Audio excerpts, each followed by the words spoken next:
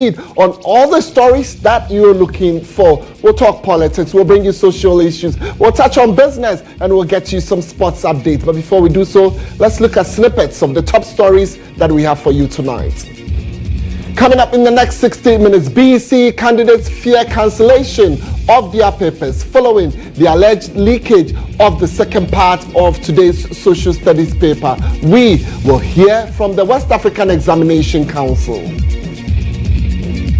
It wasn't that much good, but we tried our best. As for me, I tried my best. The way other schools were getting up, as for us, it was really hard.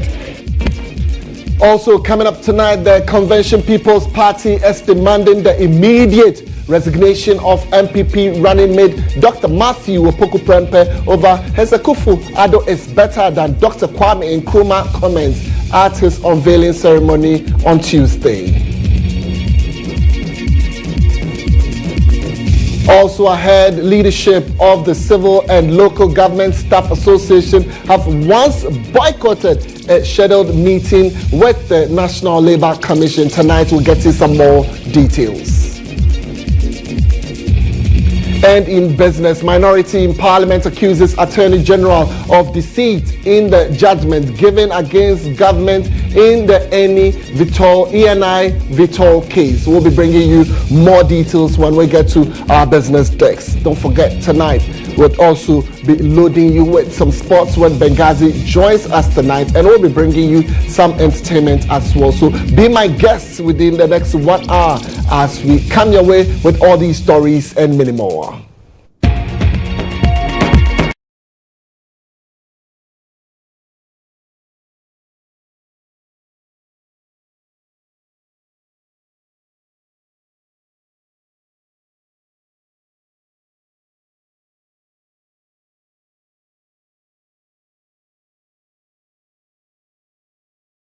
To news tonight, my name is Kweku. Temeng, delight joining you. Let's take our very first story for the evening, and we're talking education. As I beg your pardon, we're doing politics as the Convention People's Party is demanding the immediate resignation of the running mate to the governing MPP flag bearer, Dr. Matthew Opoku-Prempeh, from all governmental positions for his comments that President Nana Addo Dankwa Akufo-Addo is better than Ghana's first leader, Dr. Kwame Nkrumah. Well, the party says the comments from the newly unveiled running mate is reprehensible and not worthy of being published anywhere. Well, the Mensah South legislator, who was unveiled yesterday as partner to Dr. Mahmoud Bawumia in the 2024 elections, during his unveiling on Tuesday, stressed that comparatively, President Nana Addo Dankwa Akufo-Addo has outperformed Dr. Kwame Nkrumah. Well, this comment has not gone well with a cross-section of the public who have taken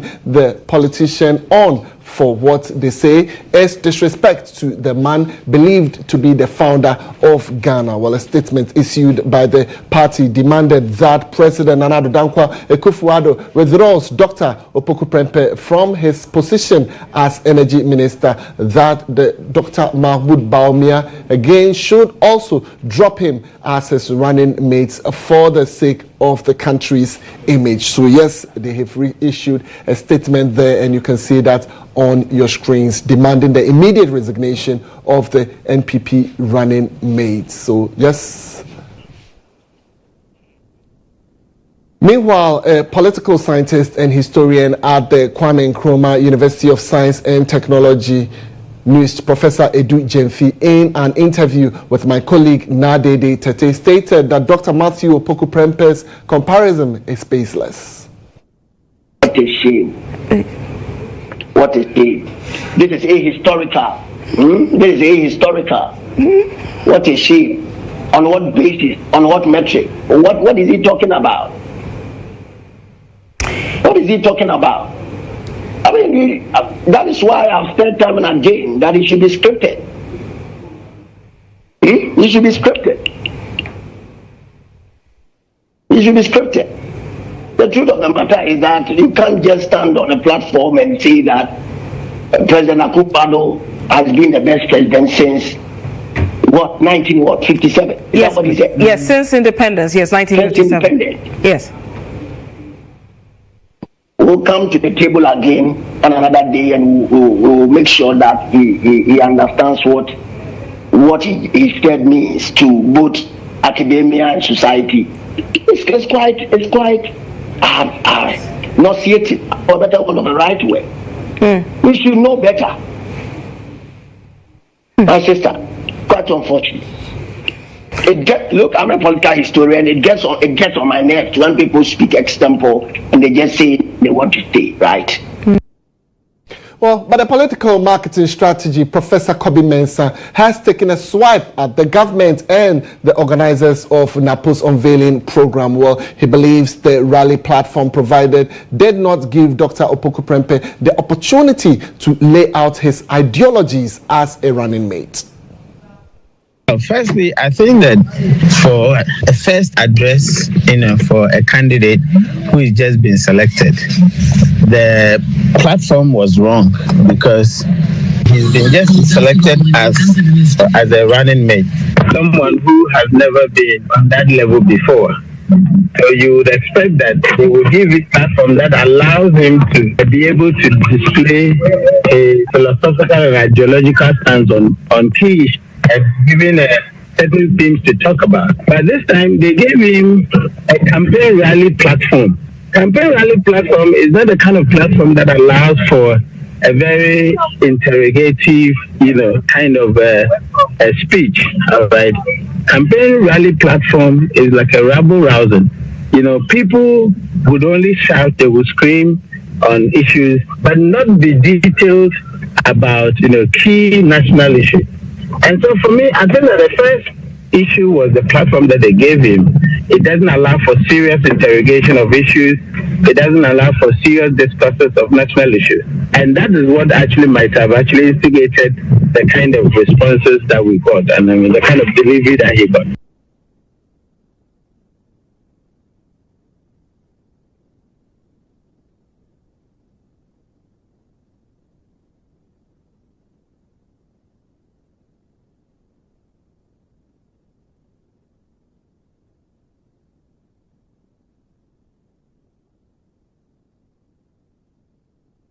All right, so tonight you can join us on all our social media platform on issues surrounding NAPO's statement that President Akufo-Addo has outperformed all other presidents. We would be sharing more of your social media updates with you. But for now, it's time for us to bring you Insight, and Insight is proudly brought to you by Pepsodent. With Pepsodent, every smile matters.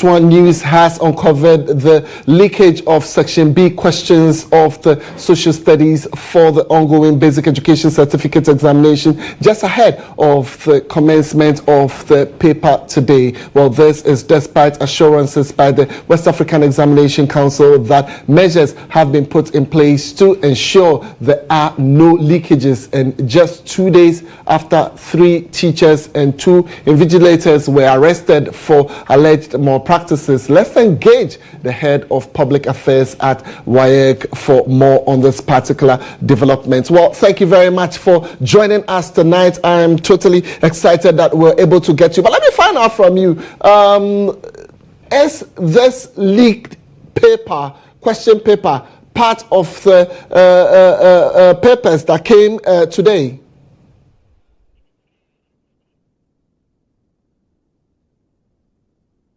All right, so I'm trying to raise the PRO to speak to us on the issue as and when we're able to get him. We will put him on the line. But for now, let's just get to some of the students who wrote the paper today on their concerns and their comments.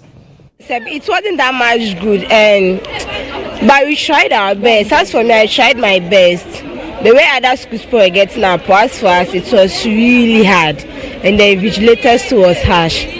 So as far as we didn't get approved, the paper went on well, but our teachers, thanks to Pambo, taught us before we went to the exam. So we were taught in our class, so we were able to revise and learn. were able to write it, and I hope we pass well. It was cool. I thought when I see the paper I'll get panic, but it was friendly. Thank God if you write all the 2 papers. So we are getting prepared for the next 2 papers to Friday. We didn't have any question paper. We did it with our head. I didn't even see the papers anyway. The exams was difficult. I was not able to do it. Even the compulsion. What I did was number 2. That's it.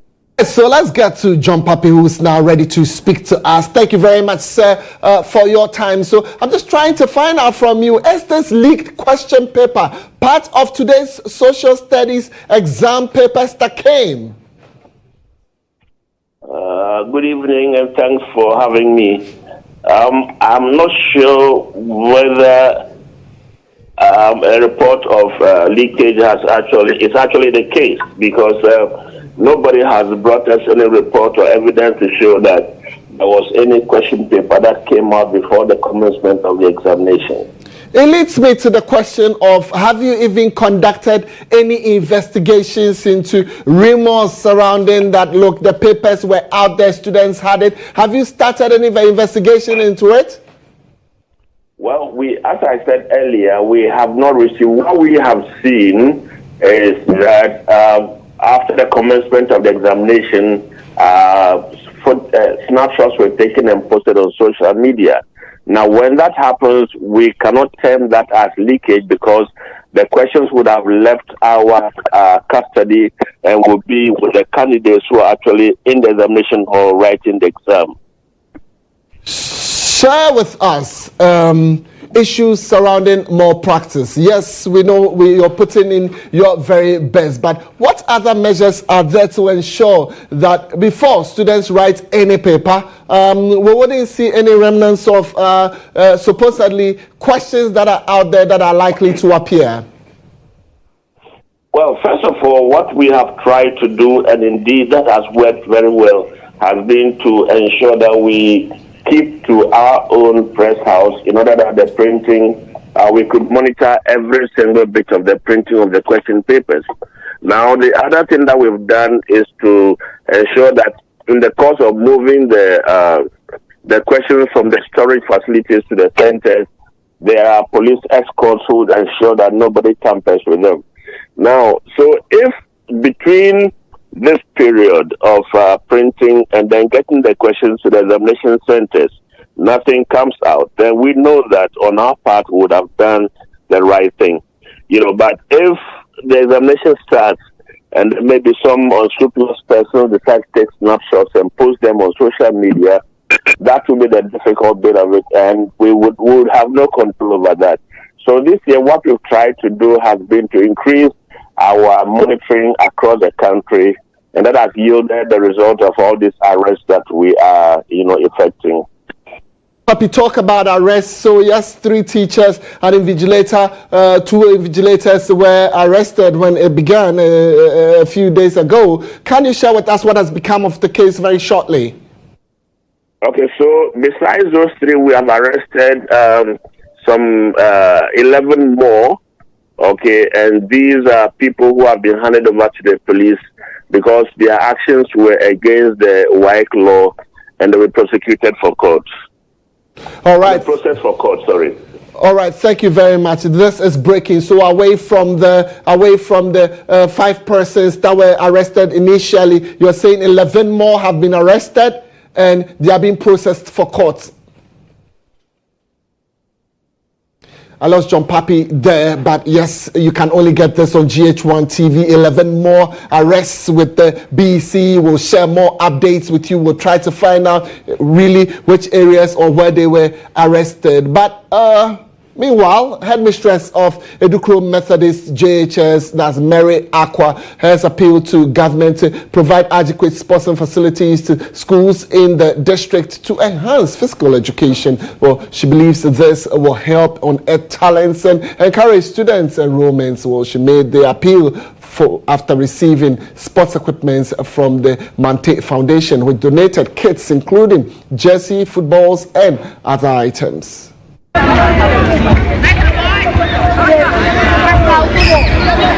most of them roam about aimlessly without doing anything. But with this, I think they will build up their skills so that some of them will come out as great footballers in future. I think they have to take it serious because with sports can take you to a higher level. Apart from all the academic work, there are other co-curriculum activities that can take you to a higher level that you must not know. So they have to take everything that they do seriously. And I'm even praying that the government will put more resources to that area so that the schools will have more trainers in other sporting activities, not only the football, so that it will also help them to go higher to other places, not only in Ghana, but as our donor is doing outside. Yeah.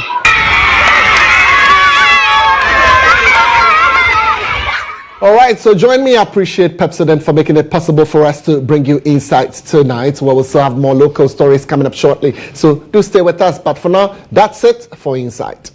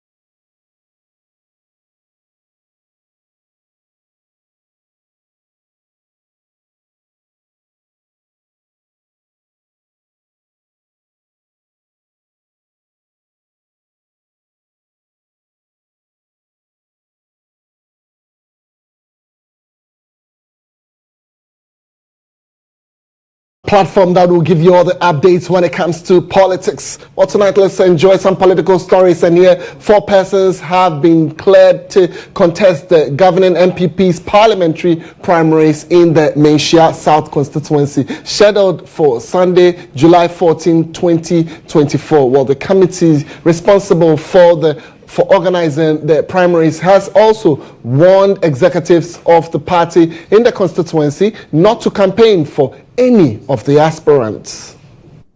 After the close of nomination on 9th July 2024, 6 party members picked nomination forms, but only 5 filed. Evans Nimakon, Director of Elections for the New Patriotic Party, spoke to GHOne News. At the close of nomination, 6 people pick up their forms.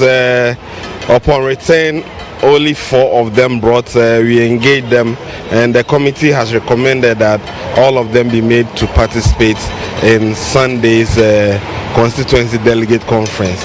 That will elect for us the new parliamentary candidate for Menchia South constituency. We've balloted as well. Executives of the party in the constituency have been banned from campaigning for any of the aspirants as a means of ensuring unity even after the primaries. We are looking at a situation where executives, coordinators, and party executives will abstain from following candidates. We want a situation whereby we are not going to divide ourselves. The process is not going to cause a division in the constituency. One of the aspirants, Nana Owusu Efriye Prempe, who spoke to GHOne TV, expressed confidence that the delegates will reward his loyalty to the party. He also stressed that his interest to contest has nothing to do with his family background. Come Sunday, the delegates will make that determination. I think, yes, there are rumors, people are just a bit of unease and all that. But if it was a family thing, I don't think I'll be contesting or coming to you. I'll stay in my family home. The elders in my family will make that determination. But it's a family in terms of MPP family, and I'm a true royal of the MPP family. That is why I'm putting myself up for this contest. So I don't think there's any issue with that. The delegates will make that determination. Let's do more politics. As founder and leader of the National Liberation Congress, that's the NLC, Stephen Atubiga, has criticized former President John Dramani Mahama for choosing the Kempinski Hotel for his recent media engagements. Well, the former communicator for the opposition NDC argued that his choice of venue betrays the principles of the NDC party and contradicts the very essence of Mahama's campaign to return to power.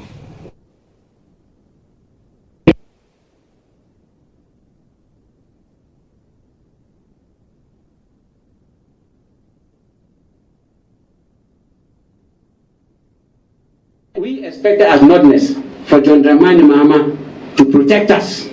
He left us. Rather, he's a loner. And if some of us or Aaron and Go definitely have stepped on his toe, that big bro, you are the one who want to be president. Kempinski is the wrong place, doesn't represent the Socialist Party. And that is why sometimes some of us will miss Jerry. As our founder and leader was in trenches, cleaning gutters, sharing kenke with average Ghanaians, our leadership today feels so big in opposition. You go to Kempinski. Do you know how much money they paid for that place? Do you know the caliber of people? I'm saying that if an average foot soldier NDC member can buy water there today in opposition, I'm talking about water. If you cannot provide all of them water, and those, if I'm thirsty, I have to buy water, can they afford it at that location? So why should you take? Meanwhile, we are socialists. Right, so some more updates there. Users of the popular Adenta Container Road will soon heave a sigh of relief as work on the deplorable stretch will commence soon. Users of the road have complained for the past 19 years for it to be fixed, but authorities have not responded to their pleas. But that challenge will be a thing of the past in about 2 months' time, as the MPP parliamentary candidates for the Adentan constituency, Akosia Asa Menu, has managed to convince the Roads and Highways Ministry to fix the road. The 2.7 kilometers new Adenta to Lakeside and Adregano Estate Road has been in a deplorable state for the past 19 years. The sorry state of the road has made a rather shorter routine to communities such as Lakeside Estates, Ashaliboche, Adregano, Nanakrum and other areas as a stressful one. Attempts to get the road fixed have been unsuccessful, forcing the residents to issue threats of not participating in elections if their concerns are not addressed. That situation is about to change as the governing New Patriotic Party's parliamentary candidate for the Adentan constituency, Akosia Asa Menu, has lobbied the Roads and Highways Ministry to begin work on the road. As far back as 2019, the constituents had asked that it be done, and some assurance had been given by the MP then, the former MP at the time. Unfortunately, they started it off at a different end, and I believe that it even affected his fortunes in the election in 2020. As we speak now, I've been able to lobby for work to start on it. I've engaged the contractors. They are standing right behind me now. The machines have moved in, and I'm happy that work is going to start. The candidate disclosed that her vision is not just to fix the deplorable container road alone, but others in the constituency. She added that she will focus on other sectors of development in the area. Some will say that it's not for the MP to focus on infrastructure, but a good leader and a good lobbyist can attract development into their constituency.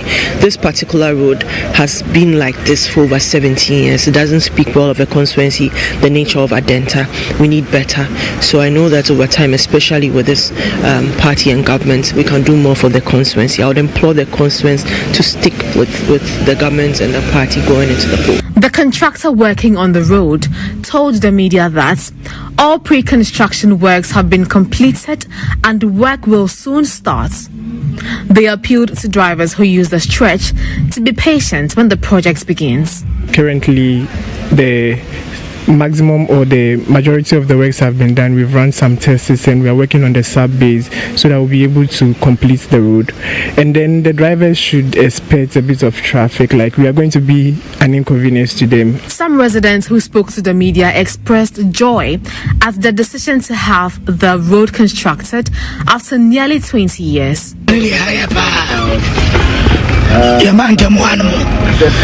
District, Adenta district, road be NY walk, street away my eye. Road be Mantam road be NY Kuso. Apart from main road, Mantam Kwani. Every day, be a method, Jessica, I tell 2 weeks, nothing. Jaben, you watch the young man, Senaco Pound Dum, now by Tampatin, your power, Mamma Roman, free her to Medina, I mean, Satalia. If you rather bad no so, and as I be treated street, Edibana, Quaning yet. Now, say, best say, a bina, I was so an air ban. The contractors are expected to complete the projects by the end of September. If completed, it will make commuting easy for drivers at Oyarefa, Oyibi, Adenta and New Adenta who want a shorter route to Lakeside, Adregano, Nanakrum and other communities. Yes, we are your EIB election hub. Definitely when it's politics, we make sure we bring it to you. That'll end the political stories.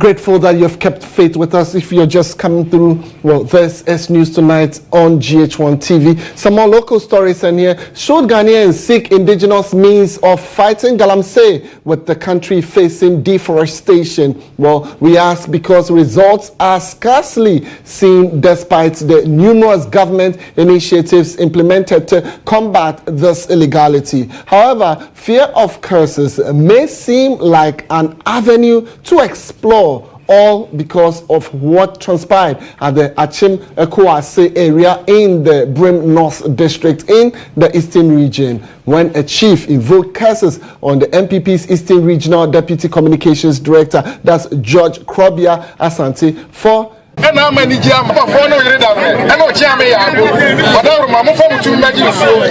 Now, yes, I have Cofitano, whatever. That's right.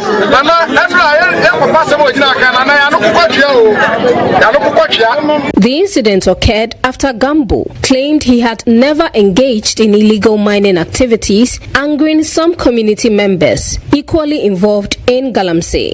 The Ankobia Hene called upon the river deity to curse Krobia Asante, invoking death if he had ever been involved in or benefited from galamsey. Fearing for his life, Krobia Asante reportedly confessed his involvement to local chiefs and requested clemency as well as the reversal of cases. Osaberi Majansi Kodia Idiako, the chief of Achim Ekwase, confirmed to the news team that the initial rituals to lift the curse had been performed, with further ceremonies planned at the riverside on a later date. Accusations have been leveled against some government and NPP officials alleging their involvement in galamsey activities. Funnily, Krobia Asante in March 2013 slammed the NDC for undermining government's anti-galamsey efforts. Should we then resort to cursing since legal avenues have failed to deliver results? That is food for thought. All right, so tonight here is a distressing story from the GHOne municipality in the Western North region, where a 65-year-old man is facing a severe health crisis. Well, after undergoing surgery to correct a suspected hernia, his condition has drastically worsened. Peter Kwadato recently traveled to Nyankaman and brings us a harrowing story of Aberdeen, who is struggling for a proper diagnosis and treatment. Nyankaman is a growing community north of the GHOne municipal capital, Enchi. Here, a significant number of residents, including children, are suspected to have either hernia or hydrocele. Among them is a 65-year-old Aberdeen, not his real name. He developed his condition in his mid-30s and later sought medical attention. What was supposed to be a routine surgical operation to correct an ill health turned into a nightmare. Aberdeen now suffers from a protruding navel, a swollen abdomen, and a hugely enlarged scrotum, severely impacting his daily life and ability to work. Boache Ansa, not his real name, developed his condition about 20 years ago after falling from a tree while trying to from an electricity transmission line. Health officials have yet to provide a definitive diagnosis, leaving these people in a state of uncertainty and desperation. People still attribute some of these things to spirituality and then superstitious beliefs. It's one of the main challenges we have. People have their condition and then they are hiding. They don't want us to see them. This highlights the pressing need for accurate medical diagnosis and effective healthcare solutions. It underscores the broader healthcare challenges in the GHOne municipality, where limited resources and access to advanced medical facilities pose significant hurdles for residents. And so we need to do more of sensitization to clear the misconceptions and then the beliefs about it. So people accept that it's a health condition and they can get the needed help. But an intervention by RegFam appears as a lifeline for Aberdeen and other residents in similar conditions at Nyankama. It takes a lot of time to be able to convince these people, and some of them that we convinced them, they have come to us, and we had over 30-something registered already with hydrocell, and we have even operated at least 3 hydrocell patients in our wing here. And in the community, for example, you go there like in Yankama Moso, we have over 16 men suffering from hydrocell. And it's a challenge because of the superstitious belief. They don't even want to come out. They hide the disease. And Hydrocell is a type of swelling on the scrotum, the pouch of skin that holds the testicles. In Ghana, the annual incidence of new inguinal hernias is estimated at 210 per 100,000, including the existing 530,000 inguinal hernia population. This situation calls for urgent attention and intervention from health authorities to provide the necessary support and medical infrastructure. So if we work together as all stakeholders in this community, I think we'll be able to eradicate the disease, because each one of us will be coming in to support. As Abedin continues his search for proper medical care, his stories are a reminder of the healthcare disparities faced by many in rural Ghana. Peter Kwao Adatos reports for Nyankaman in the GHOne municipality for GHOne News.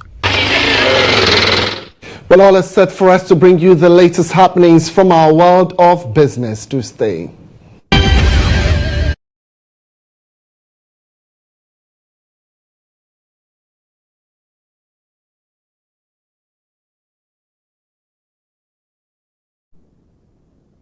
We sincerely appreciate Bills for making it possible for us to bring you business tonight. In case you are looking for a loan, all you need to get is your national ID card, and Bills will take care of the rest. Well, let's bring you business tonight. And here the minority in Parliament has accused the Attorney General Godfred Yabo Adame of an attempt to deceive the public about the outcome of the ENI Vitol unitization arbitration. Well, the AG, in a statement on the judgment of the International Court of Arbitration, claimed victory, arguing the country has been saved from paying some $7 billion demanded by the plaintiff. Well, the claim of Godfred Dame has, however, been countered by ENI, addressing the media in Parliament. Ranking member for Committee on Mines and Energy, John Jinapo, urged the government to immediately engage the parties since Ghana lost the case per the judgment. Well, he blamed the inactivity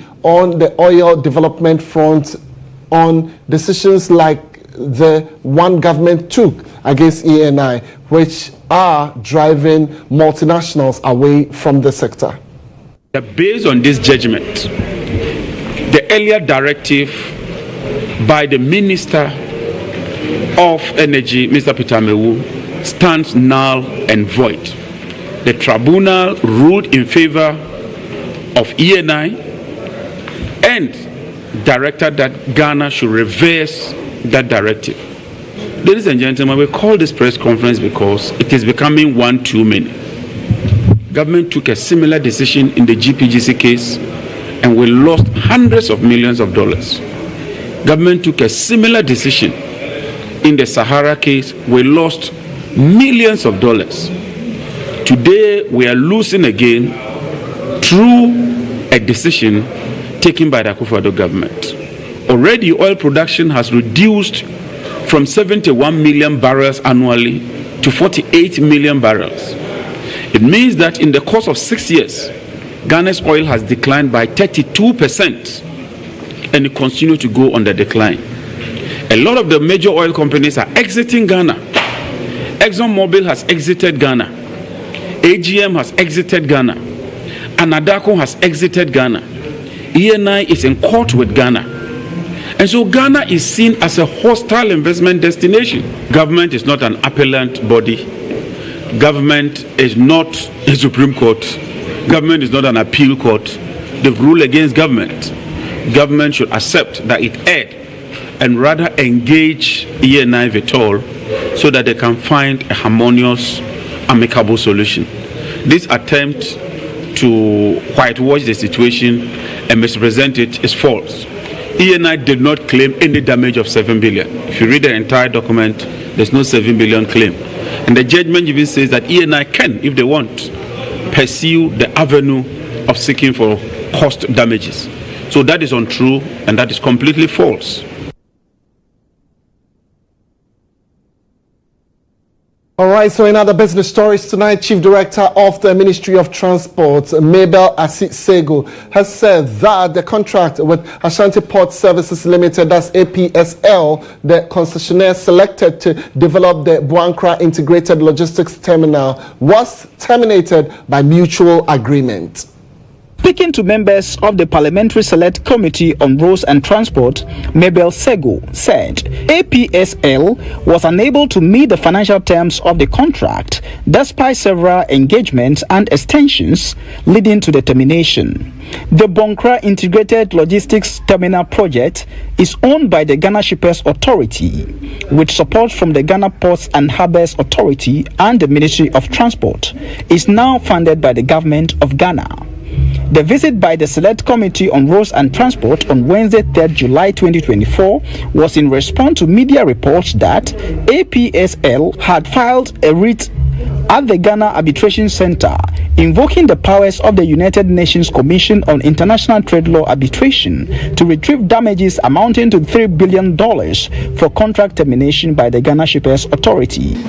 Honorable Chair, please, the concessionaire was supposed to fully fund the project. But Ashanti Port. The only unfortunate issue was that the COVID hit. And after the COVID, they kept saying that it was a COVID. That is how come they could not immediately raise the funds. So we gave them time. And time again, they came back and we still had issues. Project consultant Dr. John York briefed members of the committee on work done so far for Phase 1. Chairman of the committee, Kennedy Nyakun Ose, commended the Ministry of Transport, Ghana Shippers Authority, GHOne Construction Limited for their hard work. Director, who is the chief administrator of the ministry, has spoken. And she made a categorical statement that they've gone to PPA to seek approval. They've gone to Ministry of Finance to get all that they needed to do. Maybe there are some few things that they have to wrap up. But in terms of regularization, they've gotten the approval from PPA, everything. That's the most important thing, which they've gotten it. So, that I've captured it as part of the challenges. Maybe after the response from the ministry, when they go the next review, they will review whatever they've written in there. I think that is the most important thing. Ranking member of the committee, Isaac Ajay Mensah, called for increased engagement with the community. The contract of GHOne Company Limited has not been regularized, and the request was that government should regularize that project for him so that he'll be able to even seek funding. And that is what I also want to add my voice to, that indeed they should support this gentleman for the project or for his contract to be regularized. It's also very clear that we realize there has been variation. We were told that an amount of $111 million has now escalated to over, $308 million. That's a huge escalation. And we think that if that variation was not approved in the contract, they should have come to Parliament to seek approval. And we are hoping that they will come, because the chairman said that he will encourage the minister to come to Parliament to seek for regularization of that extent.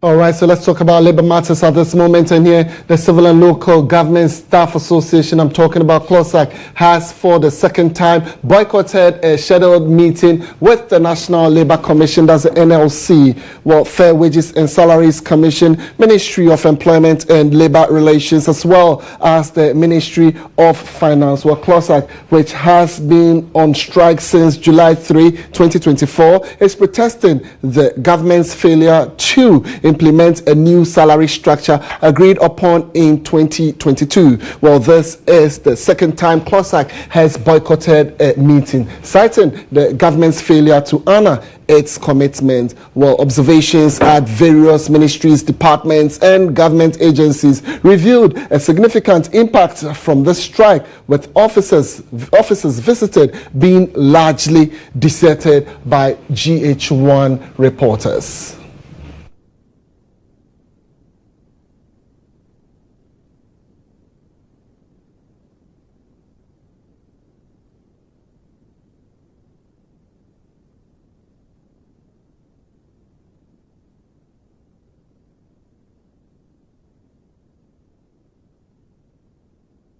All right, so the founder and leader of the National Liberation Congress, NLC, Stephen Atubiga, says that discussing the current economic hardship in Ghana is futile because no government is flawless. During a media briefing in Accra, Atubiga, a former communicator for the opposition NDC, emphasized that since the vice president has distanced himself from the government's policies, it is acceptable to refrain from criticizing him.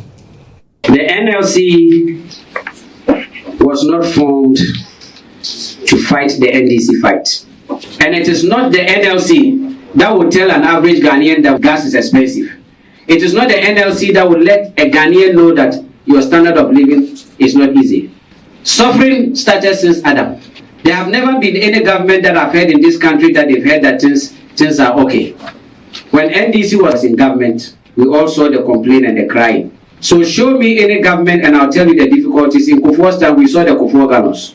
It didn't take Atubiga in Binduri to let Ghanaians know that the reality, the Kufuor gallon was a problem. And any government that is not making citizens happy, you have the strength at the ballot box. When President Nana came, he said he's going to do planting for the jobs because President John Dramani Mahama, he came and met a lot of infrastructure from my brother. Then he said planting for food and jobs. He won. The second term, he said it's going to be year of roads. They gave him the mandate. My brother, in election, there is nothing like strategy. It's a formula. And election is not government structure that wins election, it's your party structure. It is a party that gives birth to a government. So if Ghanaians are suffering, things are difficult, yes, it is true. But NLC is not in government, and I don't think what NLC says that will matter in changing the government. All right, that's about all we have for you in business tonight. We appreciate Bill's microcredit. Well, up next, we're bringing you the latest from our world of sports.